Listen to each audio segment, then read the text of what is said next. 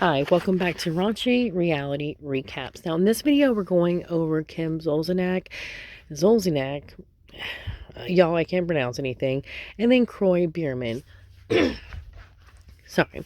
Now, Kroy Bierman worked as a football player at the Atlanta Falcons for a while, and Kim was actually on the reality show The Real Housewives of Atlanta. Now, Kim went to a charity thing where it was kind of like Dancing with the Stars for people, famous in Atlanta, and her co-star on The Real Housewives of Atlanta, Sheree Whitfield, was actually dancing. And Kroy came up to the table and started talking to Kim and gave her his number. Now, they ended up, having a romance, had a relationship. Kim ended up getting pregnant with her first kid about a year after they met. And, a year after they met is when she gave birth to her first kid. So, like May 2010, they met, and then, like, a year later, gave birth to her first child, which was Kroy Jagger Bierman. And then in a few months later, and I think October is when he proposed to her, and then like a following month maybe in November is when they got married. It was like $1 million wedding, and I'm pretty sure it was on the show too. I'm pretty sure. Yeah, I think I saw it. So definitely had a wedding, and then I think they just had already having kids right after that. Now, Kim had 2 older daughters from her previous relationship or marriage, I think, and Kroy ended up adopting them as well. Became a whole father figure to him. I mean, he seemed like a really nice guy. And Kim always seemed like a mess. I mean, and it's not like she tried to hide that at all. We all know how Kim is. So, but Kroy, to me, he seemed like a really genuine, like, home guy that just wanted a family and really loved her. I mean, they both seem like amazing together. Now, they did end up having, I think, 3 other kids, but a set of twins and then another single child. And apparently, in the last couple of months, I mean, we haven't heard anything about them. It's been pretty relatively quiet over the years. They had another show called I think it was like Don't Be Tardy, kind of, coming off that weird, music video thing that kid she had with that Don't Be Tardy for the Party. Yeah, we all remember that. So, yeah. Anyways, so we haven't heard about them for months.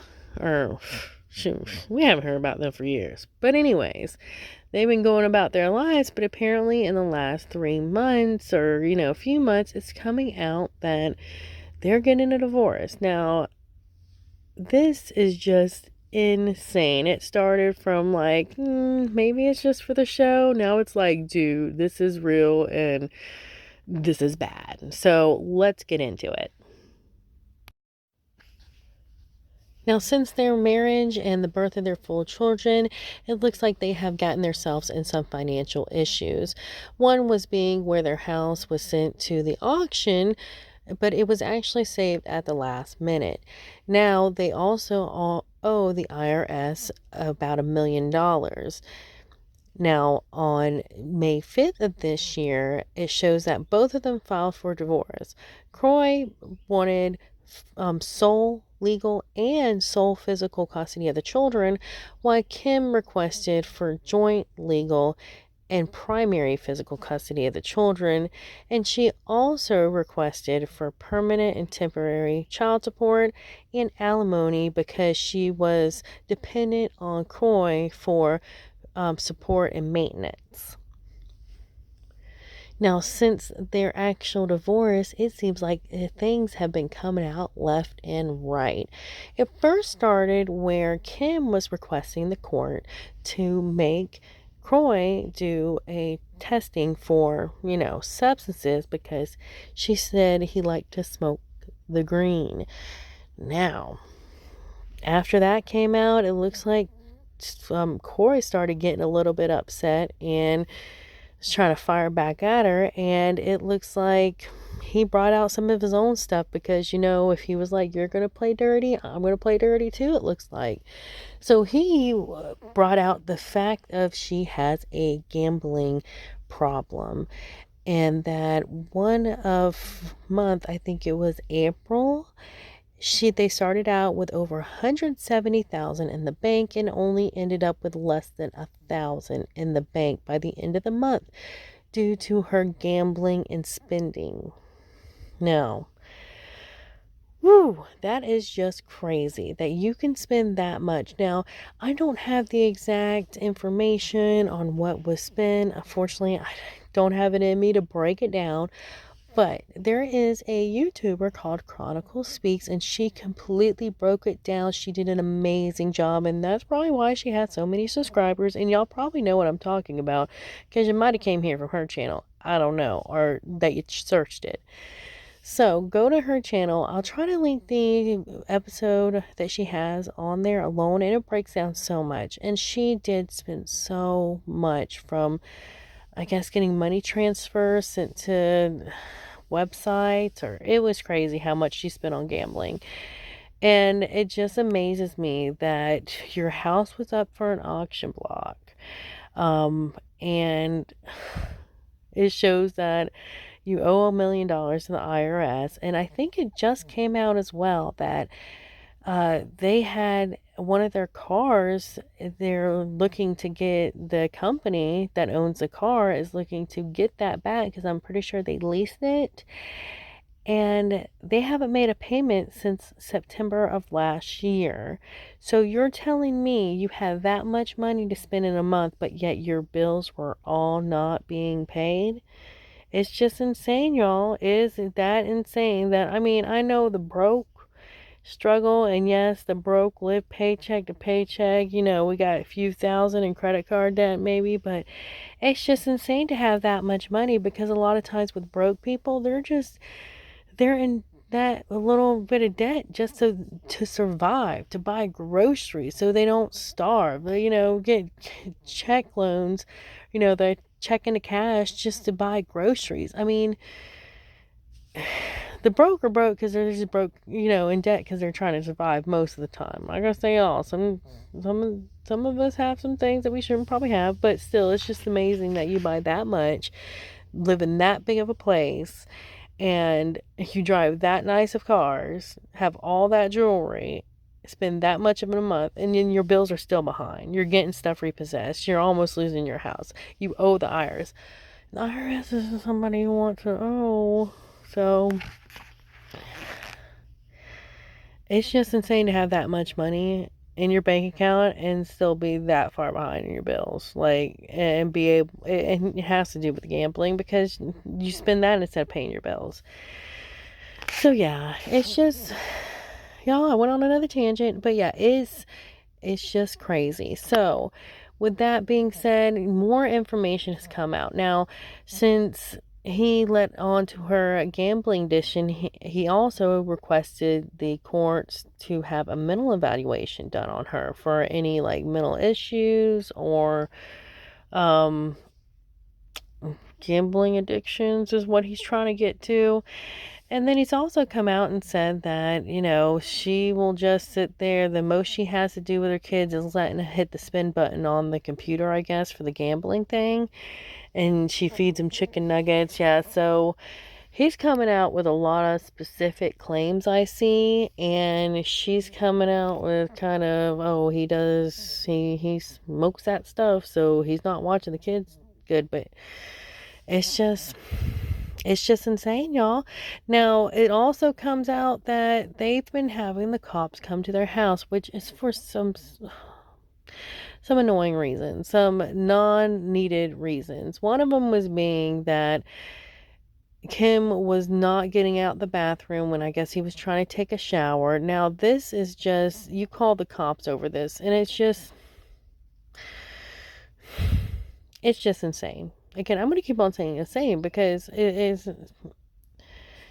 It's mind blowing. It's mind blowing that this man, I understand that maybe it was about the principal, but don't bring the cops and waste cops' times on everything for you to like stand up for your principal. Just go to another bathroom.